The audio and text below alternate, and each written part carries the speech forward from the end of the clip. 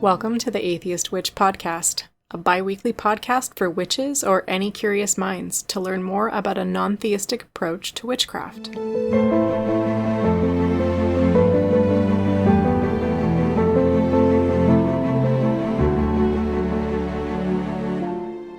Hello and welcome to the Atheist Witch Podcast.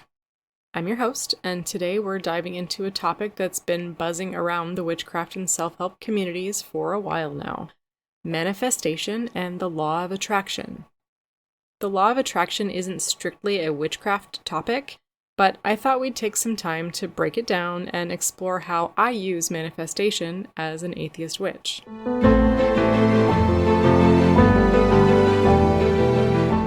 This episode is about manifestation and the law of attraction, but before we dive in, I wanted to give a quick personal example of how this concept can actually work in reverse.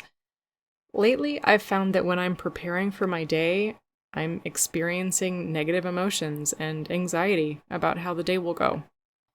And wouldn't you know it, the days don't really turn out great.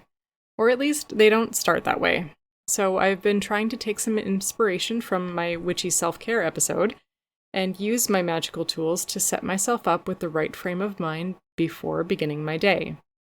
When I'm at home, this can be as simple as lighting some incense and taking a moment to mentally walk through my day and visualize the positive outcome that I'm striving for.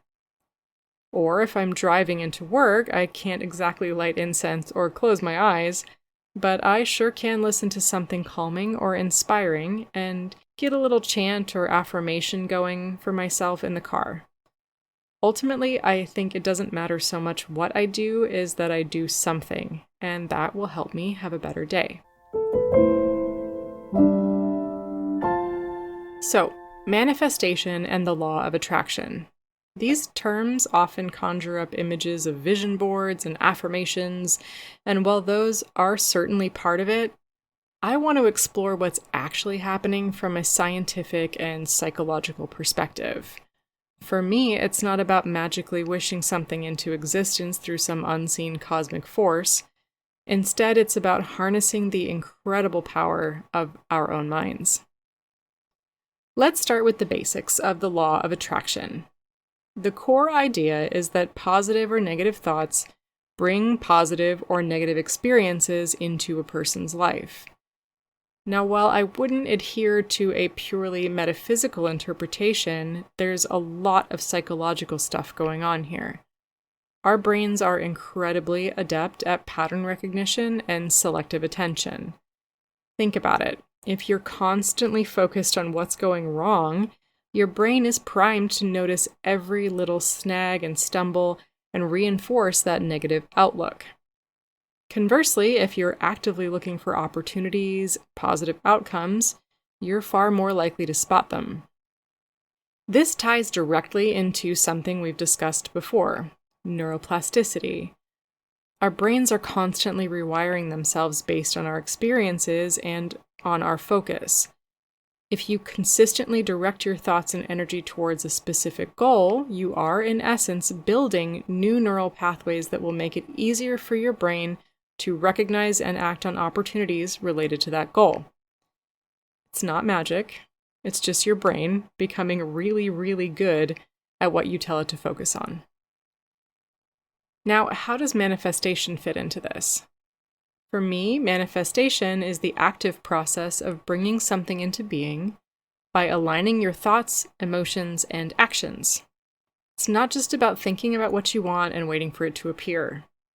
It's more about a multi-layered approach that taps into our cognitive biases and our subconscious processes to create real-world results. One of the most powerful tools in manifestation from an atheist witch perspective is visualization. When you can vividly imagine your desired outcome, you're not just daydreaming. You're engaging your brain's limbic system, which is deeply connected to emotions and memory. This is similar to how the scent and memory intertwine goes. By associating strong positive emotions with your desired outcome, you're making it more real to your subconscious brain. This can increase your motivation, make you more alert to opportunities, and even reduce procrastination because the emotional reward feels more immediate.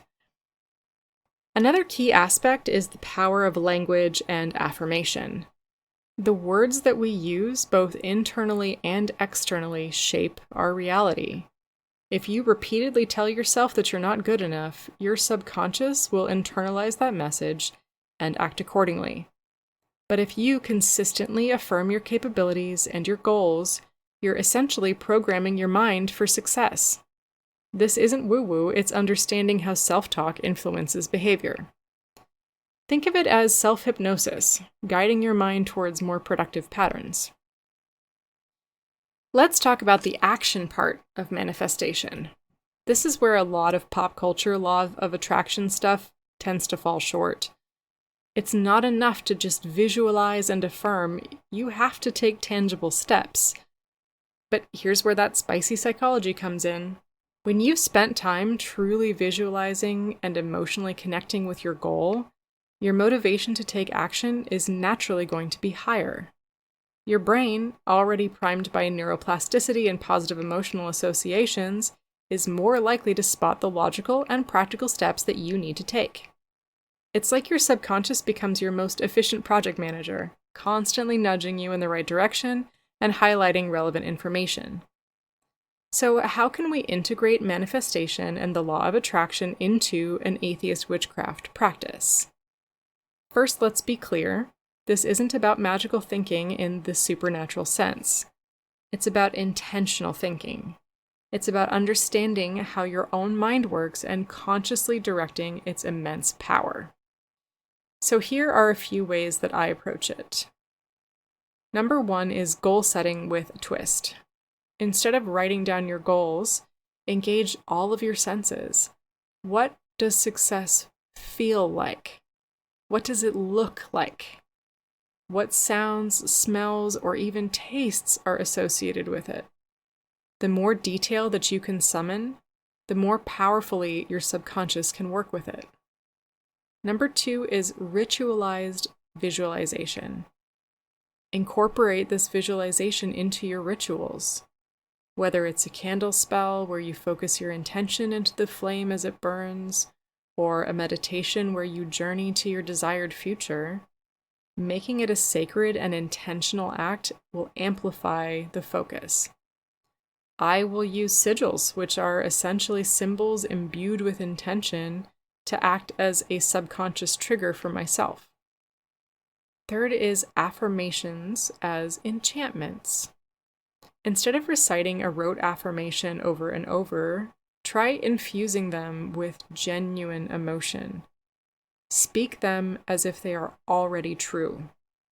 This isn't about lying to yourself, but about that emotional embodiment of the feeling of success to encourage your brain to align with it.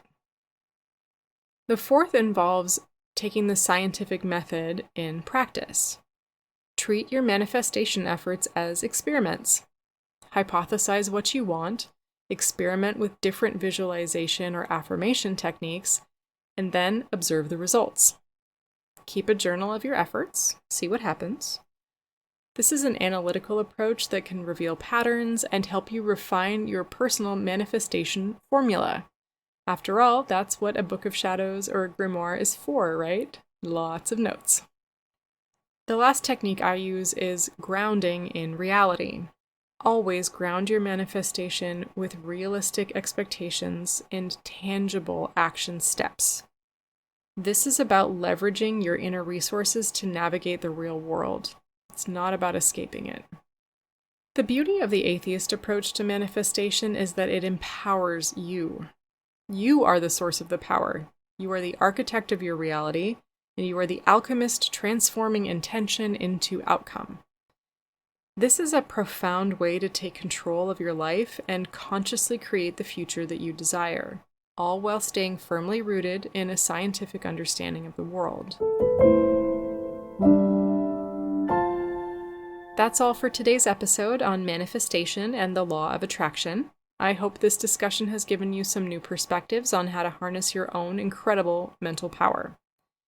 Join me in 2 weeks for our next episode where we'll explore the topic of superstition, another fascinating psychological concept that ties directly into how we perceive and influence our lives. In the meantime, keep experimenting, keep exploring, and keep manifesting.